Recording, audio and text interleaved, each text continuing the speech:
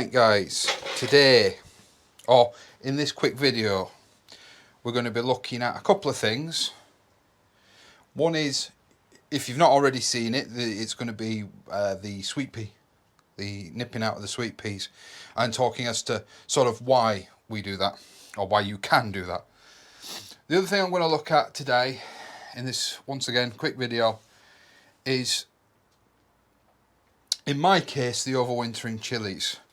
Now, when you take anything inside, you've got an ongoing battle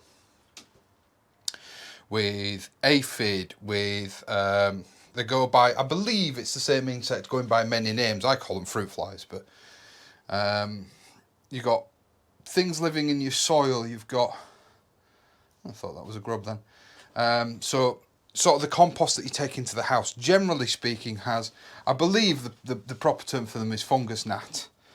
And I've seen a lot of people saying, you know, posting pictures about how they're going to deal with this in their household. Excuse me a moment. And I'm going to show you a couple of things that I have read about. One is controversial, and that's the use of this cold pressed organic neem oil. This is an organic product. It's not sold as a pesticide. It is not, I believe, not certified as a pesticide. Not in this country. It is in many others. I believe in this country it's primarily used in the equine world. Not too sure. I believe they put it on the coats. Correct me if I'm wrong, but I believe they put it on the coats of the horses to actually repel flies, or kill flies, or, you know, deal with pests in equine. So if, you know, but I mean, this bottle, it's solidified now because it's been outside. You know, I've maybe used that much in 3 years.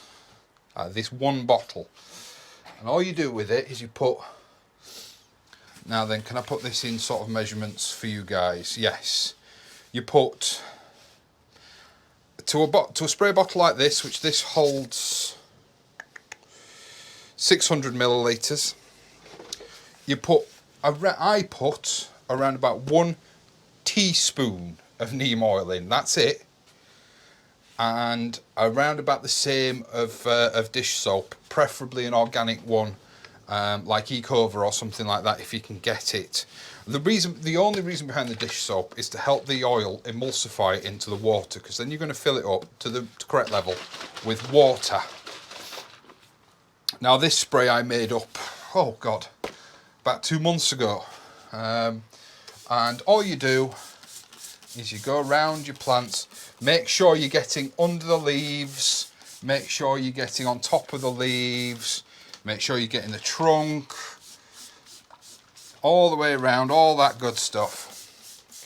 Now, I'm not going to go into the nitty-gritty as to how neem oil works, but what I also do, you saw me sort of break up the soil a little bit. Now, you're better doing this in the morning when the gnats are active, but I'm going to spray the soil as well. And this, as I've already said, is going to be a two-pronged attack. I do this on all my plants that go inside that have an issue. But that's it. That, you know, that those few sprays. And then the second thing I'm going to do is I'm going to cover the top with sharp sand. I believe this is actually closer to ballast, but it should be fine. Now, I've purposely left this outside to freeze a couple of times to make sure that there is nothing in it. What you could do, I suppose, if the missus will let you, is put it in some sandwich bags or something, throw it in the freezer, but give it a good week or so. And then all I'm going to do is put a good solid layer on top of the plants. Compost. And I'm aiming for about 10 mil, which I think is about 1/3 of an inch thick, of this sand. And that will prevent the fungus gnat from being able to escape the compost. I believe These are all just things that I'm just learning. This is the first time I've used the sand. But the neem oil is more for the aphid and things living on the plant. But it will also help with stuff living in the compost. And just like that. Now you can still obviously water through the sand. It's not going to impede your watering.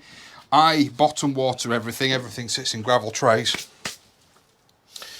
But I must have put a good 10 mil on there of this sand. And all I'm going to do is I'm going to keep this outside, because the one thing I will say about this neem oil, it stinks.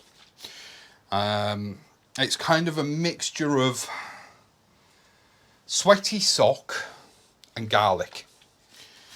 It does hum. So generally I come outside to do this, and then all I'll do is I'll leave that to dry. That's the reason I've come out quite early in the day, is I'll leave this to dry, and then it'll go inside, and you'll tend to find that any infestation and things like that will be killed off. If not, come back in about 2 weeks and spray it again. I am actually just going to give, I know I say I've frozen the sand, but I am also going to give it a spray down with some neem oil as well, and it'll help actually compact it a little bit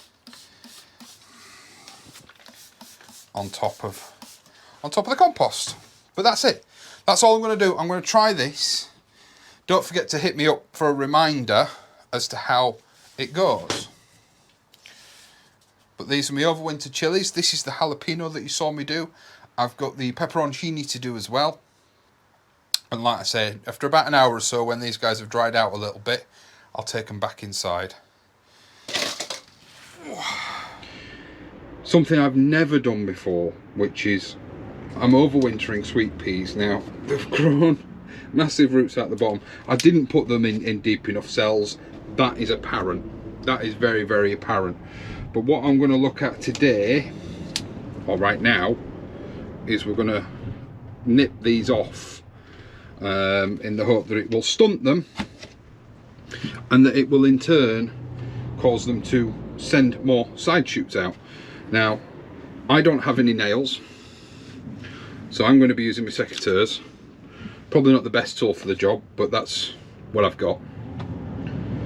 So I'm going to point you down at the bench.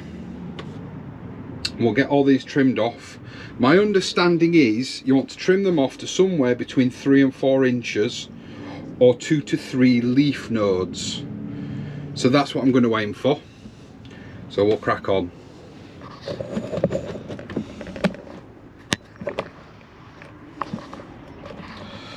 Where are we? About there should do you. Now hopefully once again you can still hear me. So 1, 2, 3, I'm going to go with 4 leaf nodes and trim it there. I wonder, let me know in the comments below, I'm not going to do it as an experiment, but I wonder if you could perhaps root these in some water, these cuttings. Should we give it a go? No, let's not. Now, these have gone a bit far, and normally what you'd do actually is you'd just take out the growing tips. 1, 2, 3, 4. But I completely forgot about them, in truth. Now that one is actually a good example. Just nip out the growing tip. But the likes of the rest are getting the secateur treatment, or any that are, you know, these are somewhere between 6 to 8 inches tall. So they're far too big. So in an ideal world I'd have used a root trainer, but I didn't. This for me is just an experiment. The benefit for me for doing sort of peas over winter, or obviously these are not edible, don't eat these, and don't eat these as pea shoots, is if it all goes wrong, which in my case it probably will, but if it all goes wrong, all that needs to do is you resow some more in spring. These seeds came free with one of the magazines, so I thought it was a good time to have a go. That one's a growing tip job. So here we are, neglected sweet peas that hopefully they're gonna.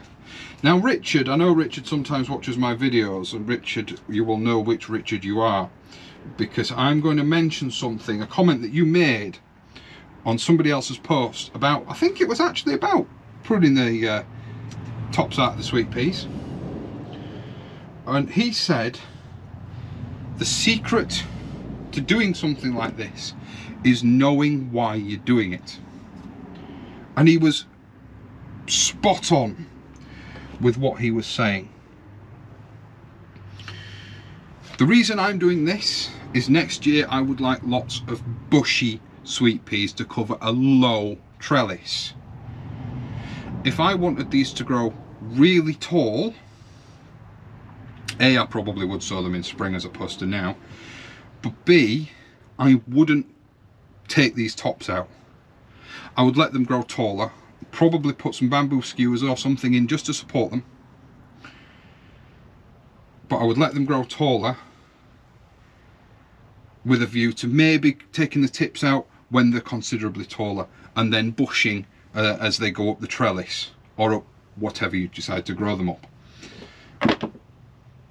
I like to say, however, I'm not too bothered if they're short. My trellis is only going to be about 4 feet, so these guys staying short is not a problem for me. But Richard, I think, I want to say Richard Cunningham of Allotment Beginners UK. It was his, I think it was him, and it was his comment, and it was a very valid point. Richard is a very knowledgeable gardener. I think, like I say, he resides in, I think it's Allotment Beginners or Allotment Growers UK. Do check out that group. Very knowledgeable guys on there. So that's the sweet peas done, and that's going to be my last job for today. So there's a couple of things I want to talk to you about, so please stay tuned for the outro. I'm on the ask for charities and things like that again.